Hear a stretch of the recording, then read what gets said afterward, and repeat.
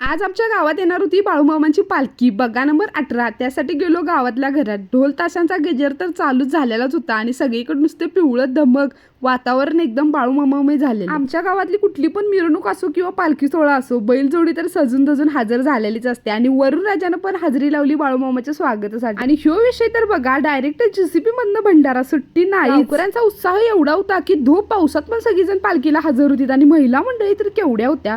खरं माझी तुमच्याकडे एक तक्रार आहे बघा, तुम्ही एवढं चांगलं व्ह्यूज देताय इन्स्टावर माझ्या व्हिडिओला, 40,000 50,000 काय काय तर लाखात, खरं फॉलो करायला विसरतायचं काय? लवकरच आपलं 10,000 फॉलोवर होणार आहे, त्यामुळे पटापटा फॉलो तेवढं करून घ्या की प्लीज बघा। हा, तेवढंच बाळूमामांचा आशीर्वाद मिळेल तुम्हाला पण। पालखी पुढे घालून मेडिकल मध्ये आलेलो, तवर गावात प्रदक्षिणा घालून पालखीकडे हजर झालेलीच आणि इथं मेणकी येऊन उभारलेली। मेणकी म्हणजे काय असते? बाळूमामांची रखवाली करायला माणसं असतात की नाही, त्यासनी मेणकी म्हणतात। आणि पाऊस असला होऊन गेलाय तरी पण उत्साहात 1% कमी नाही, सगळी बाळूमामांची कृपा।